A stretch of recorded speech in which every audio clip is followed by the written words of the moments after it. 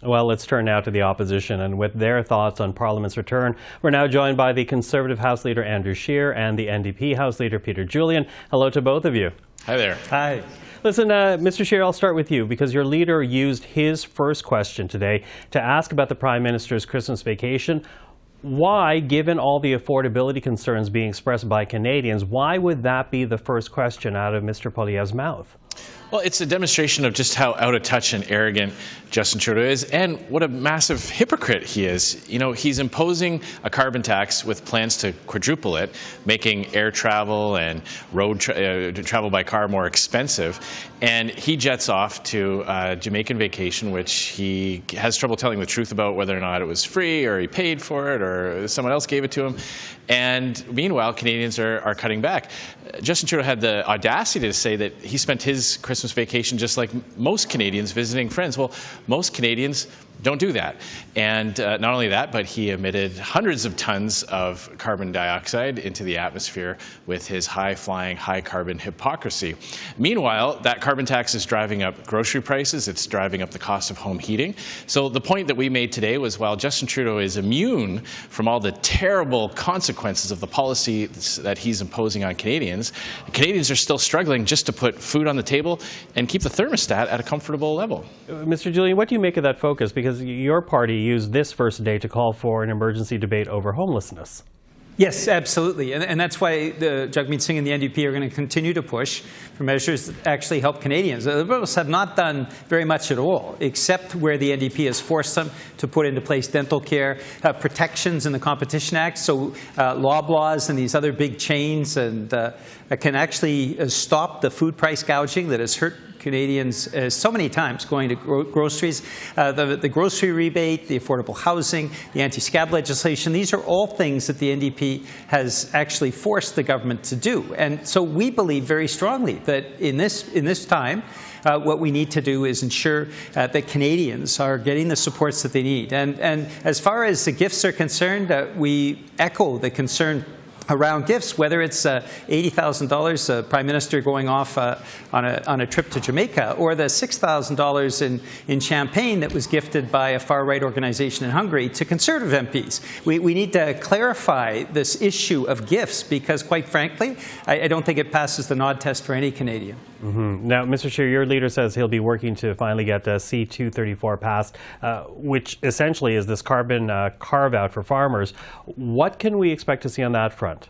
Well, we're going to continue to put pressure on the government to respect the vote that was held in the House of Commons, where a majority of members of Parliament agreed that to help bring grocery prices down, the carbon tax should be lifted off of farmers, off of agricultural production. Justin Trudeau, once that bill went over to the Senate, passed the House of Commons, it went to the Senate, Justin Trudeau, as cabinet minister, started working the phones, bullying and intimidating Liberal senators into ignoring the democratic expression of the people of Canada and essentially got them to gut the bill. So the bill is now back in the House of Commons. It would exempt the carbon tax from farmers. Justin Trudeau can carve himself out of having to pay for his carbon emissions, and we believe that this will help bring down grocery prices. Grocery prices are high for a couple of reasons. One is inflation in general, as the NDP and Liberals call for more and more spending that adds fuel to the inflationary fire, and because of the carbon tax. The Bank of Canada Governor Tiff Macklem said that the carbon tax itself added about 33% to the overall extra inflation that Canadians are facing. So it's a real issue.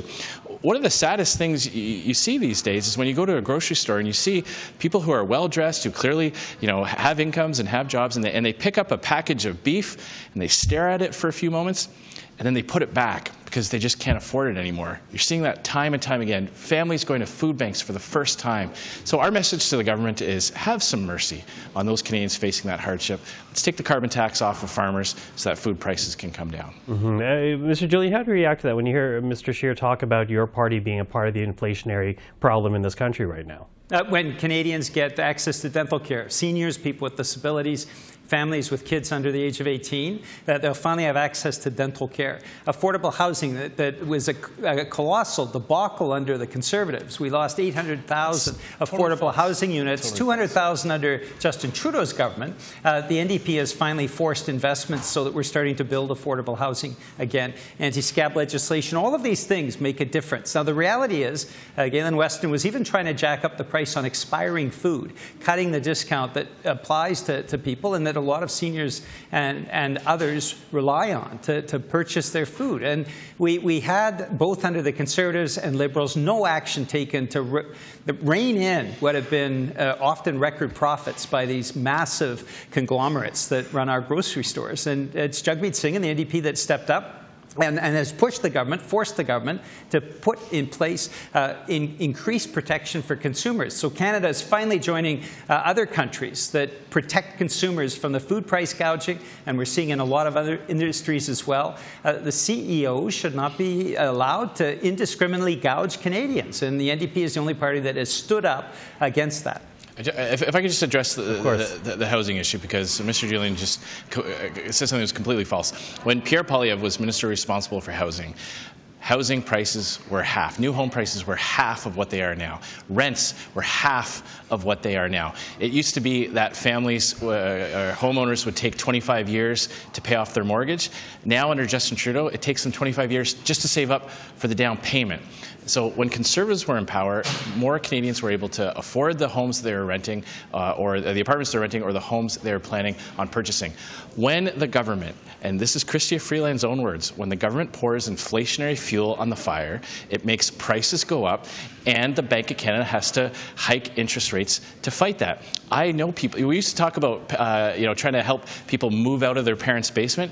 I know people have had to move back into their parents' basement because they can't afford to renew their mortgage on the home that they've already been living in for many years. That's the crisis that Justin Trudeau's caused, and the NDP love to protect Justin Trudeau. They love to protect him against from his scandals, from investigations into his corruption, and from the failures of his policy, and it's just so frustrating. That's more Conservative disinformation. The reality is, and Mr. Scheer knows this, that prices doubled under the Conservatives. So over the last 17 years, under Conservatives and under Liberals, the cost of living has gone erupted, and at the same time, Canadians have been struggling. And so the reality is, what we've seen under both governments is simply a refusal to provide supports to regular Canadians. What they did do under the Harper tax treaties is give a gift of $30 billion each and every year to wealthy corporate CEOs and profitable corporations. And the Trudeau government has continued the Harper free tax treaties that basically allow people off the hook. $30 billion a year, according to the Parliamentary Budgetary Office. Okay, listen, I got to jump in because I'm quickly losing time here. And I do have to ask this, Mr. Julian, because so many Canadians are still wondering about pharmacare. Your leader described negotiating with the Liberals like wrestling with a slippery eel. Does that mean to say that you're losing faith that you can actually meet the March 1st deadline to have a deal here? Well, his actual phrase was wrestling with an eel covered in oil. But we managed to force dental care to actually go to Canadians. We've forced affordable housing investments now to start going to Canadians, anti-scab legislation, the grocery rebate, consumer protections, all of those things Liberals did not want to do. Justin Trudeau did not want to do any of those things. What Jagmeet Singh and the NDP have succeeded in doing each time is forced the debate so that we actually get benefits that go to Canadians. And I'm confident, because we've succeeded so many times to make that difference, that we'll be able to make a difference on pharmacare.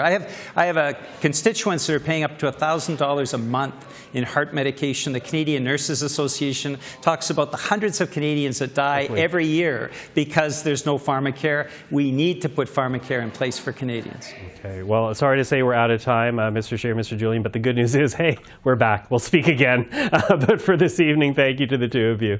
Thank you. Thanks a lot.